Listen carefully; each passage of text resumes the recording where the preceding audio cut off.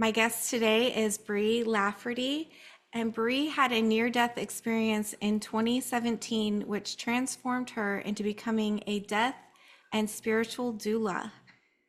She now assists individuals with all things related to end of life and chronic illness. Welcome, Bri. Thank you for joining us. Thank you so much for having me. It's such a pleasure. Wonderful. And my guests are interested in near-death experiences. If you want to go ahead and start with that. Yeah, I'd love to. So, my experience started probably before I even came here. I mean, we all have our chosen destinies.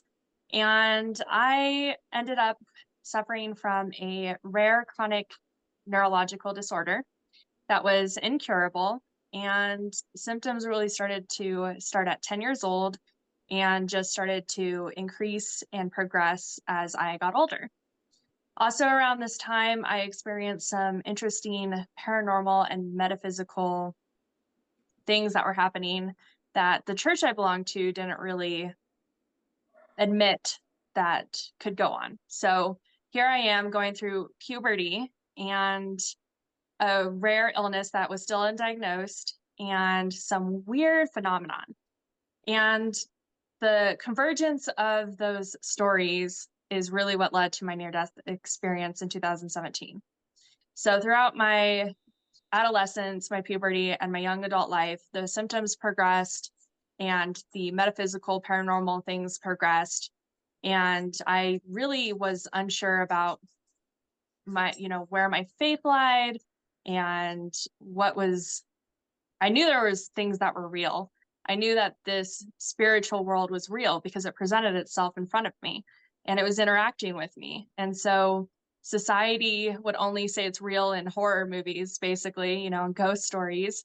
And the church that I belonged to when I was younger denied these existences, and yet they're very real. And the medical industry was denying kind of my symptoms, tossing around misdiagnoses and anything from conversion disorders to it's, all in your head because of trauma, but I hadn't experienced trauma. So nothing in my life made sense.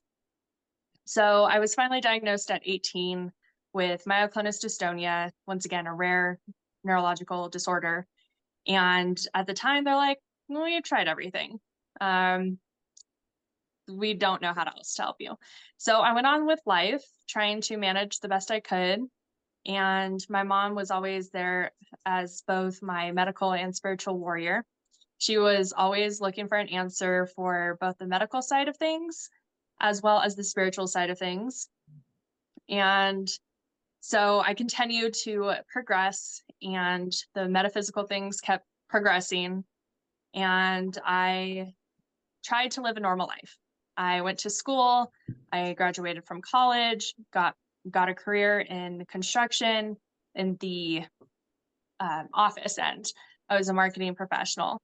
And I just worked really hard to live as normal as a life that I could. And I did very well. I remodeled a house, I worked up my ranks in my career, and I just kept getting sicker through all of this, which I hid from the world as best as I could. So I was 25, 26 when I sold my house and decided I needed a break. I needed a break from life. So I tried to run away. I moved 14 or 1600 miles away from home. And at this point, I'd been suffering over a decade and a half with my condition with no hope. I'd had weird experiences that I wanted to get away from. So I ran to Texas from Colorado. And here in Texas is where I would be reborn in a sense. I would come into a new life. So I tried a new treatment or a different type of treatment for this condition. And I ended up getting very ill. So ill, I think for 3 weeks, I couldn't keep anything down. I couldn't eat. I refused to go to the doctor because they constantly let me down for the big things. Why would they help me with a little thing like, the flu? And which it's what it felt like is a really severe flu. And I just kept getting sicker and sicker. And On the night of April 27th, 2017 at 2 a.m., my mom and I had been in prayer for the last few nights. She knew I was going downhill. I'd been going downhill. And at 2 in the morning, I told her I needed to go to bed and try to get some sleep. Even though I hung up for her, I knew she needed to go to sleep. I knew I wasn't going to sleep. And after I hung up the phone, I felt my exhaustion, and not just a physical exhaustion, which was very, very much there, but a soul, a mental, emotional, heart exhaustion. And I called out to a God. I didn't even know what God, because I'd cried out to a God so many times before in my condition to help me, and nothing ever came. But this time was different. This time I called out with everything. I called out from my soul, my physical body, my heart, my mind, my consciousness, absolutely everything. And I said, I can't do this anymore. It's in your hands. And with that, I surrendered. And in that moment, everything was ripped away from me, as if there was this heavy, torturous blanket of nails on me that was just lifted and removed effortlessly. And I felt peace and tranquility and serenity for the first time in my human life. And it was amazing. Then I got tingles in the palms of my hands and my feet. And I was like, oh, that's interesting. But I didn't know what was going on. I just felt peace. And after that, I heard this booming voice. And I can't tell you where that voice came from. It wasn't external nor internal. It was just very much real, and said, are you ready? I didn't even take a second to ponder what that question meant. I just said, I knew something had saved me from all of this turmoil. Sure, yeah, of course I'm ready. So I said yes. And the second I said yes, I felt 3 hard pounds on my chest, and then I was no longer in my body. I was instantly separate from everything that I knew. I was no longer aware of this human form named Bri. I wasn't aware of this thing called Earth. I was in complete darkness. But in this darkness was so much beauty. There was so much love.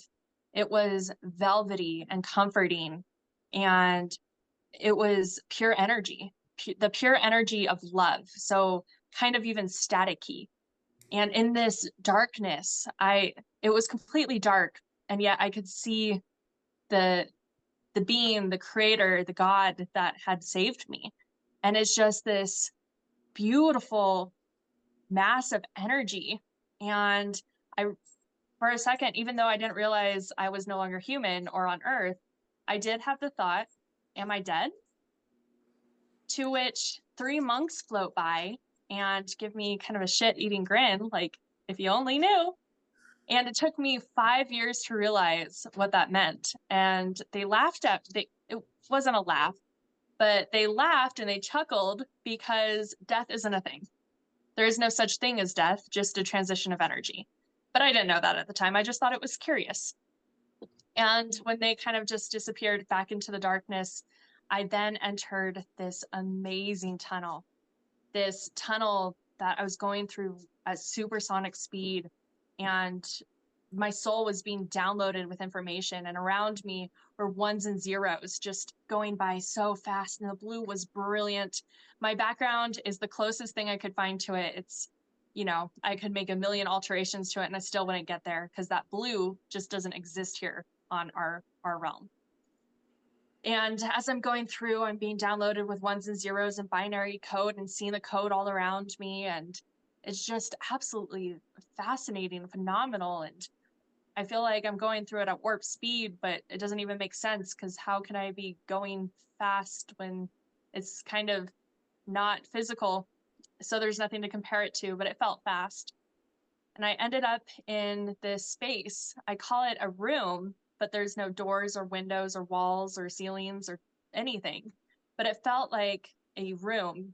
And in this room in front of me is this giant pile of huge black numbers and a presence behind me. And in my culture and religion, I would compare this to the Jesus-like consciousness. So I never saw this person, never saw this being, but I knew it was a master teacher behind me. Since then, I've realized it could be any of the master teachers from throughout many cultures and religions. Jesus is just the one that, I was raised with. So that makes the most sense to me. But in front of me, I pick up this pile of numbers and throw it up in the air with a childlike enthusiasm, as if to say, no, oh, I did say, no wonder you love creating things, because I realized the universe was created with math.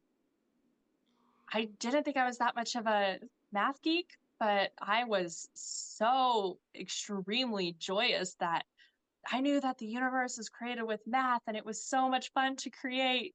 Uh, so after that area, I ended up in another kind of area or dimension or realm with other beings.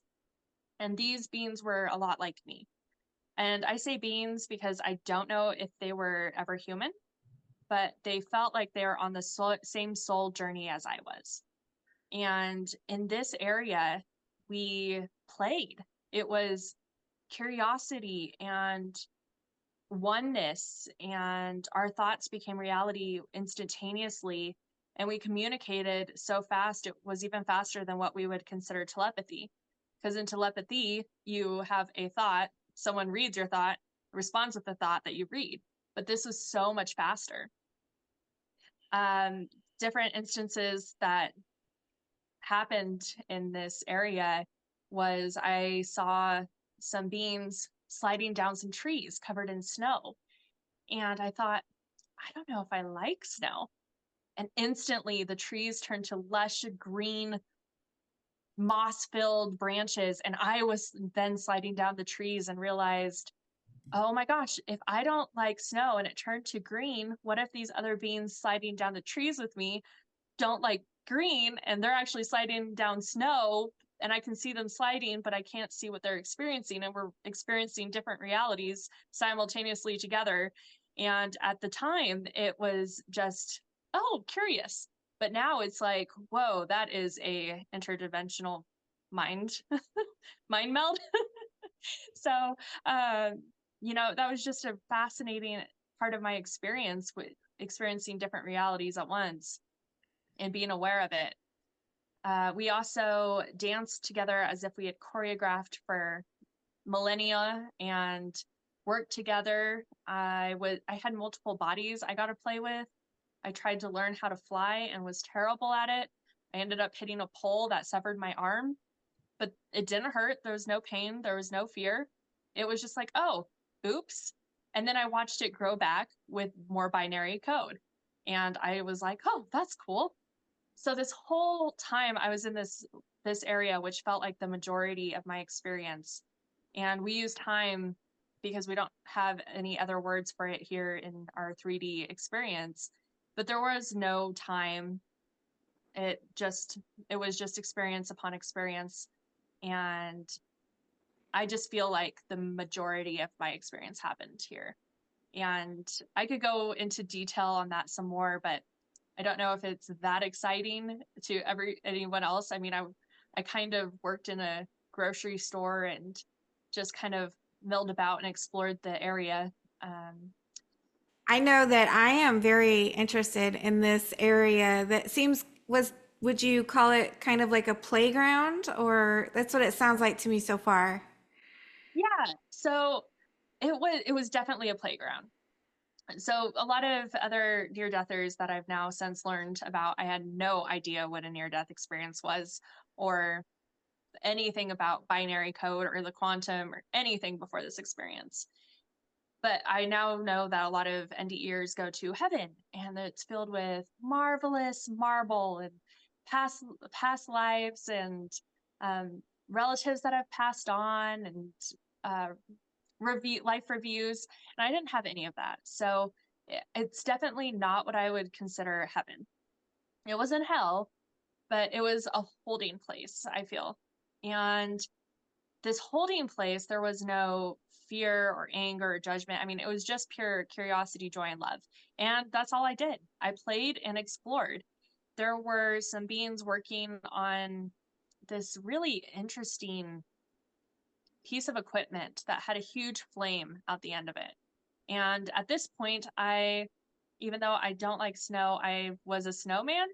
I experienced several different bodies, and one was a snowman. And I thought, what happens if I get too close? Also, my thoughts became instant reality. So then I got too close and I melted.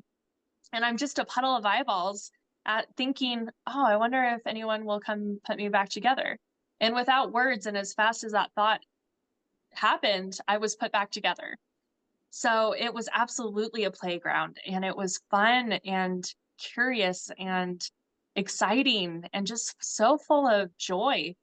Um, I also ended up speaking with the only physical being that had any kind of recognizable form to me was this older gentleman with a really long beard and an old staff.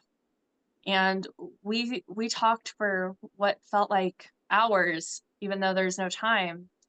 And I still do not recall what we talked about, but I know it will come to me as I need it, or as it's meant to appear to me here now that I'm back on this plane. Um, but he was the only recognizable spirit that looked like a human. I didn't even look like a human, except for probably in the part where I threw up the numbers. I was just a energy body in the darkness in my tunnel. I had kind of a humanish body in that white room.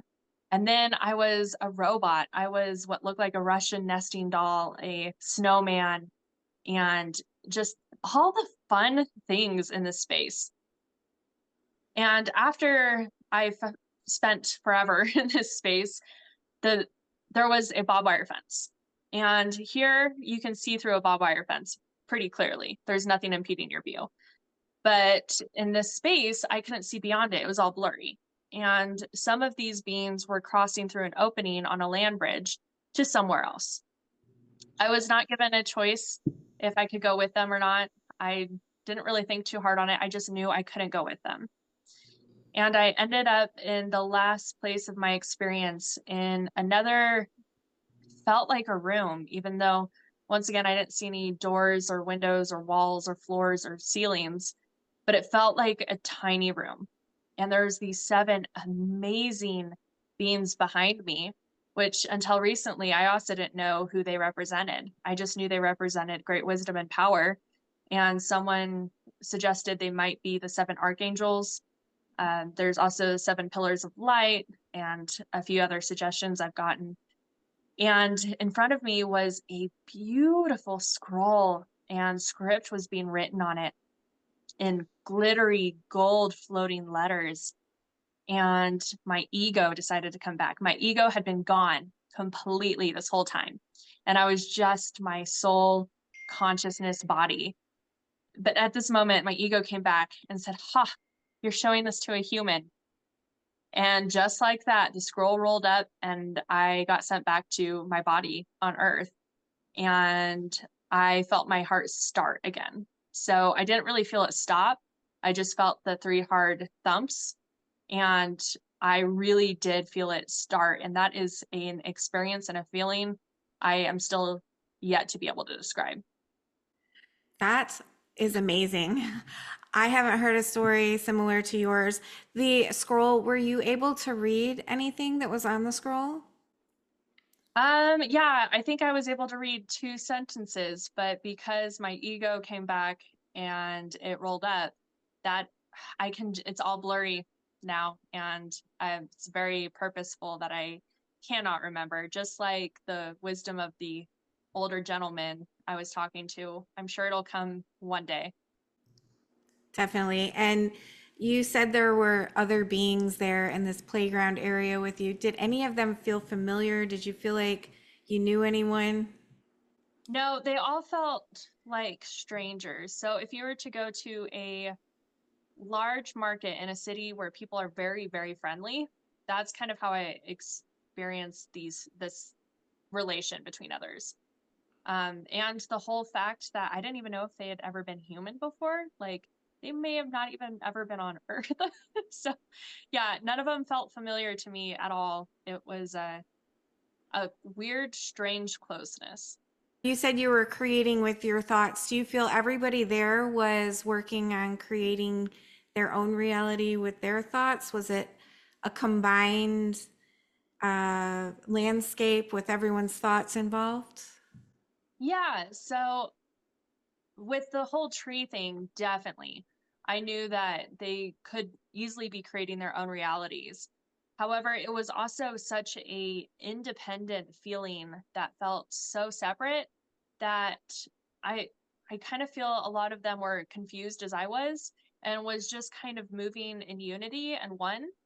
But as soon as you had a thought, I knew it created reality. And the fact that we're all one together easily could be creating reality together. I love that. Do you think that you were learning experiences with each different body? You were learning new experiences? Yeah, definitely. So the first one was the knowing I could create with my thought, or I don't think I quite realized I was creating reality when I was able to slide down the trees in moss, but I understood that my thought had created that reality. And then as a robot, I tried to learn how to fly. And when I severed my arm and it grew back in code, that was another learning experience that once again, the all universe is created in math, and I don't understand why most of it was binary code, but that room of numbers was many different types of numbers. I will figure it out one day. And then the unity with other beings, and this when I was a snowman and wondering if the other beings would put me back together when I melted, that was definitely another learning thing that we're all connected. And I didn't even have to say anything. My thought, and they responded. Um, then another spot where we just danced and worked in unison, I think was a huge message of oneness and how connected we all are, and how if we just reach that connectiveness again, we could do things so flawlessly and so effortlessly and so beautifully. Absolutely. Tell us a little more about some of the other bodies. You said you were also a grocery store clerk and a Russian nesting doll. What did you experience when you were in those bodies, and what do you think you learned from those experiences? Yeah, I think the biggest thing is it doesn't matter what our bodies are. Um, I was still the same consciousness through every single body I experienced. So I think that goes to show a lot about, how there's a lot of judgment here in our 3D realm about your body, especially growing up and you see the models and, or, different racisms and ideologies and differences. But over on this other's place, it didn't matter. It didn't matter what I looked like. It didn't matter what you looked like. It didn't matter that I changed my body 6 different times. It didn't change who I was on the core and in the core. It was always my consciousness. So you remained yourself throughout this entire experience. You never lost the memory of Bri. Like you knew you were Bri, but you were moving through these other experiences as well. Yeah, I absolutely knew who I was. It never was even a question. It was, I have no idea why I experienced, all these different bodies. I didn't choose, oh, I'm going to be a robot. Oh, I'm going to be a snowman. Oh, I'm going to be a doll. It just kind of happened throughout my experience. But yeah, I absolutely never thought for a second, oh, I'm a different person or a different being now. It was just like, oh, this is a new fun suit. And you mentioned time didn't work the same way there. Do you know how long you were gone here and how long did it feel like you were over there? Yeah, and that's a perfect segue into the coming back part of my story. So, as I feel my heart start again, I realized I had been gone from my body. Once again, didn't know about near death experiences, didn't know about spiritual awakenings, didn't know hardly anything about this, but I had a knowing that I had been gone from my body. And when I opened my eyes, it had been so long, it had been at least a few weeks, if not months. And I was going to open my eyes to a casket underground and have to figure out how to dig myself out of it. And it was terrifying because that's how long the experience felt. It felt like I had been gone away from my body for months.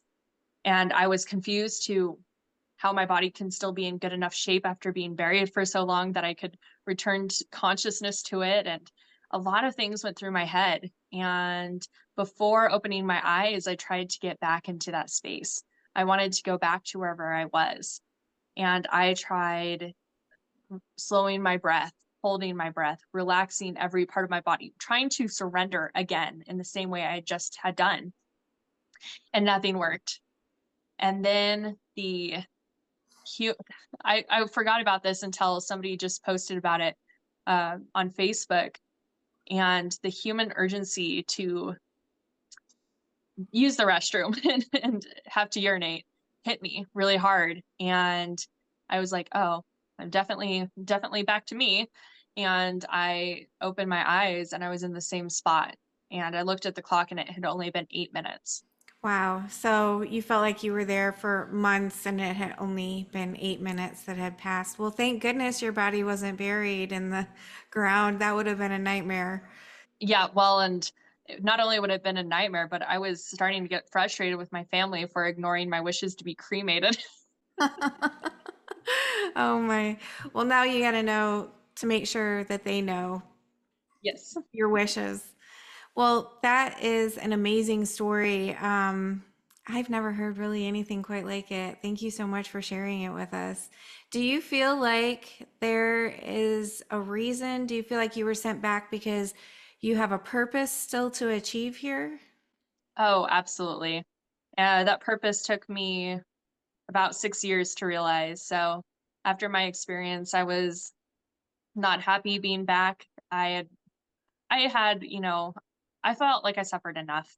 And then I came back from this place of pure love and curiosity and joy to this dense 3D world. And it was full of hatred and things were so solid. I freaked out because of walls. It was the weirdest thing, but I couldn't stop touching walls because they were so solid.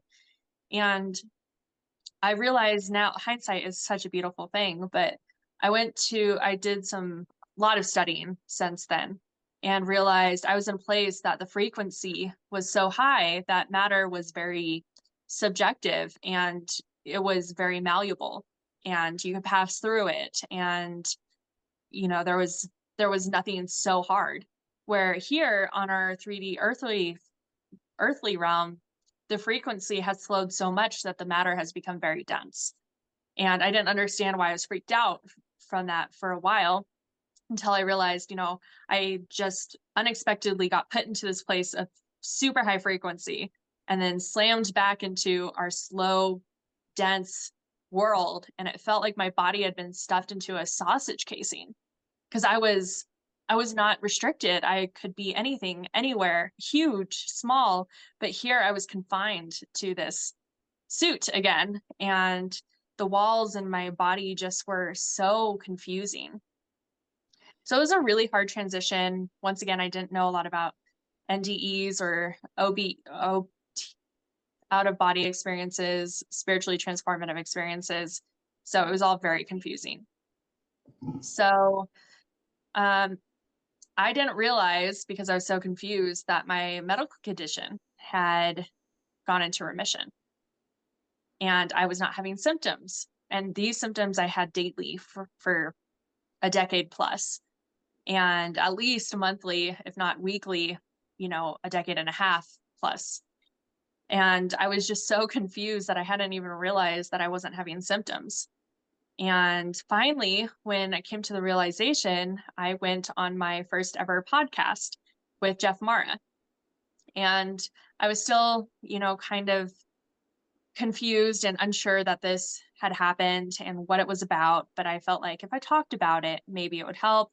He was still very small at that point. Not a lot of people knew about him. And I felt like it was safe, that it wouldn't get back to my corporate career and my corporate job. And I was so excited because we had thought this NDE cured my incurable neurological disorder. But I went back into my old life. I went back to my old thoughts, my old feelings, my old action, my old identity. And what lied in my old identity was this condition. So the condition came back, and it came back with a vengeance. But I also didn't know, that I was supposed to do anything, or how to do anything with the knowledge that I had received.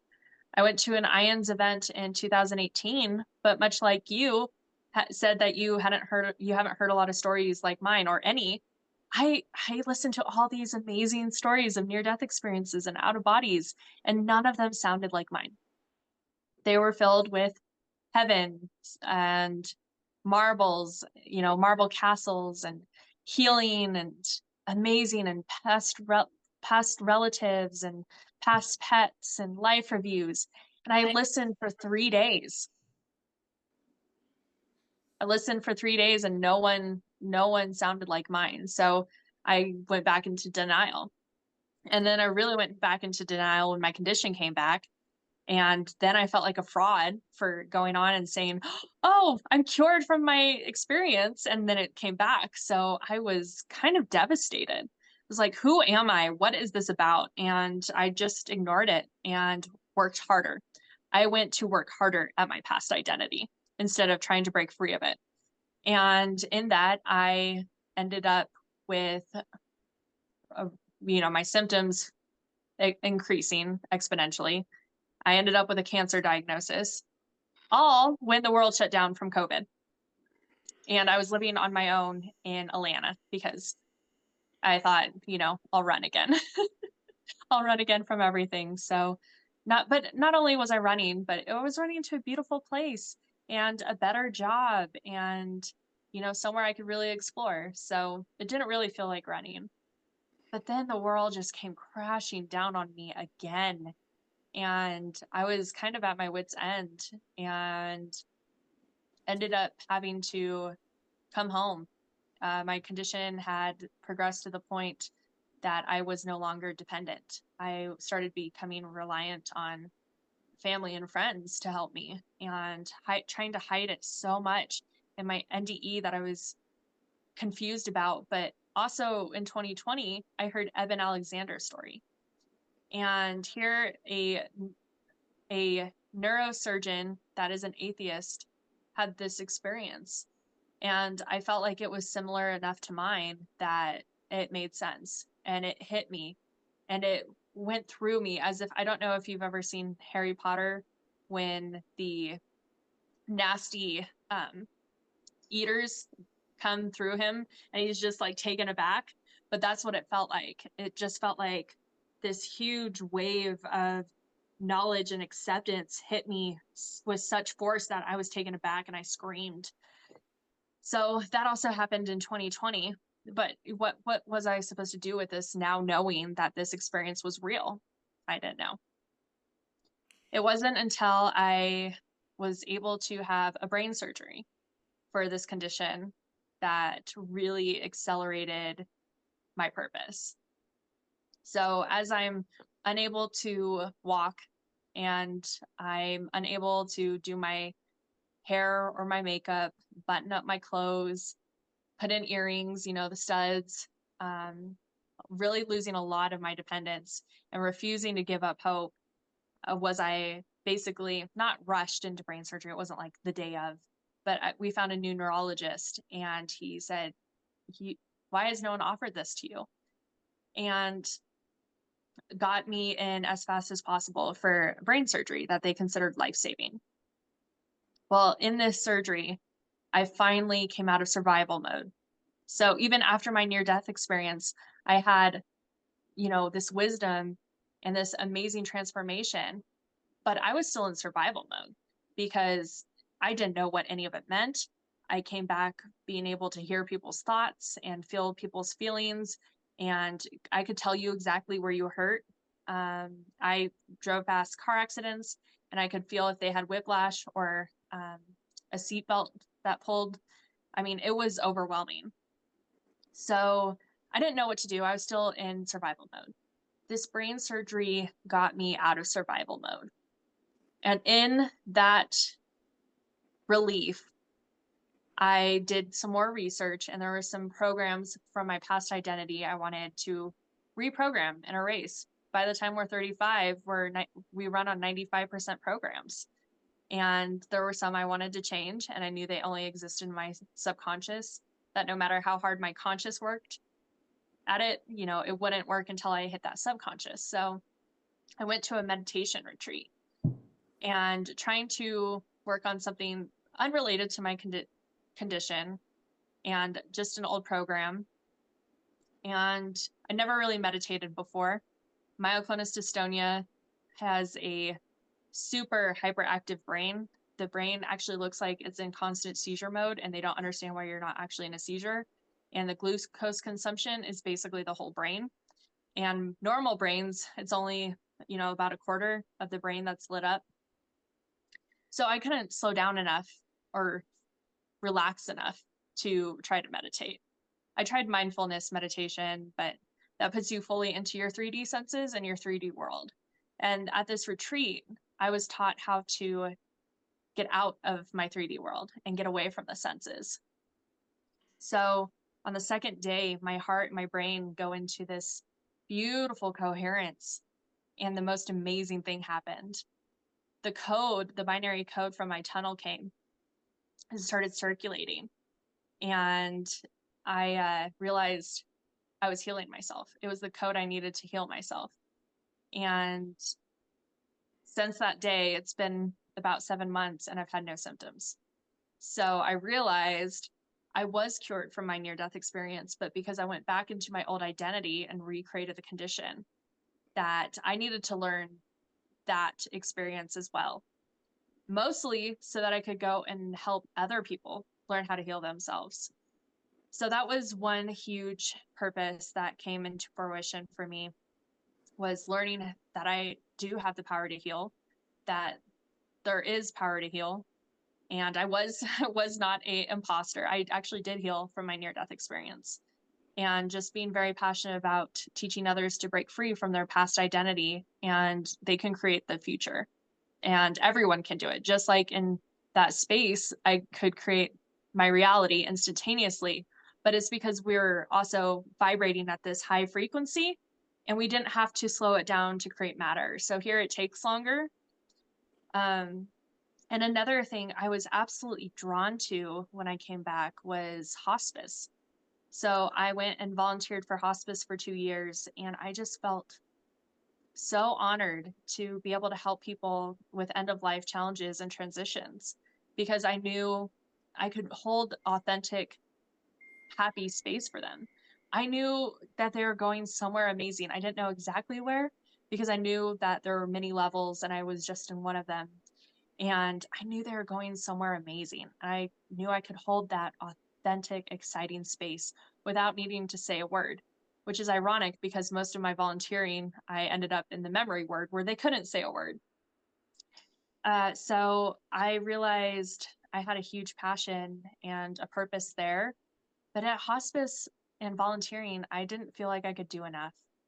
So it wasn't until I left corporate America and I came out about my story for real, not just trying a little something on Jeff Maher's podcast, but actually full blown out of the closet about my experience. And I wrote a book, and I started doing even more research, and I found a thing called a death doula. And in this profession, I found I could help not only people actively dying, but their families who are going through that transition, as well as way before I could help people with their advanced directives, that, they can actually have a voice should something happen to them, they become incapacitated, or put together these wonderful legacy projects, living vigils, bucket list trips, really help them live the most life in their experience here before they live the most life in their experience after here. So I started out as a death doula and then learning how to heal myself and helping others unlock their own divine powers of healing. I also became a spiritual doula.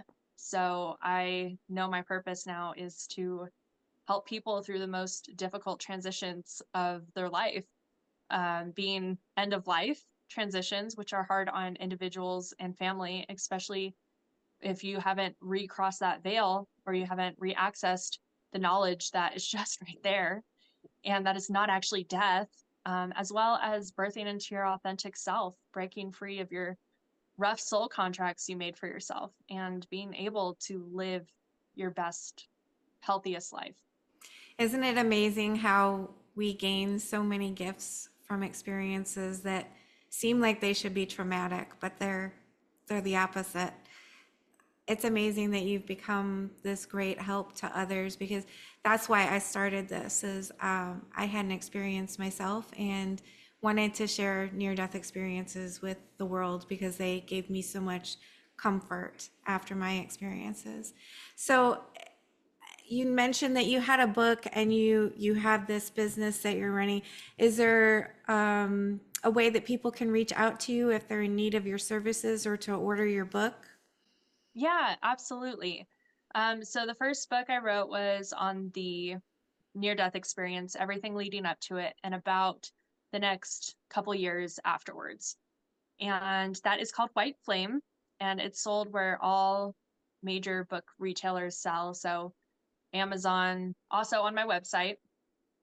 And you can also get in contact with me on my website. It's brionickllc.com. And the O is actually a 0 because I have a thing with binary now. So it's BR0 or BRI0 NICLLC.com. And there you can find out how to contact me. I'm very responsive via email or social media. You can also view my books, view my services, and also any podcast and interviews that I've been on as well. Wonderful. And I have another question for you. You had mentioned that you gained some special gifts shortly after your near-death experience where you could sort of like a telepathy and different kinds of things like that. Did you hold on to those? Do you still have those today? Yes, thank you for asking. It was very scary, and I was petrified and shut most of that down. I'm working on re accepting and reamping my medical intuition. I feel like it would be a very valuable tool for, other people if I could do that again. And once in a while, I can still hear thoughts, which is really fun and gets me in some fun situations. But I am working on trying to embrace the medical intuition. So stay tuned. And do you have any last words of wisdom for people who may be grieving or facing death? Yeah, absolutely. So even with, our expanded consciousness, as Mary O'Neill said, we're not immune to grief. So grief is just a human process. And I implore you to look into pre-birth plans, and you might just see that you put your grief there for a reason. It might be hard right now to understand the why, but as you mentioned, traumas are often usually a lesson and that are very beautiful when you get past them.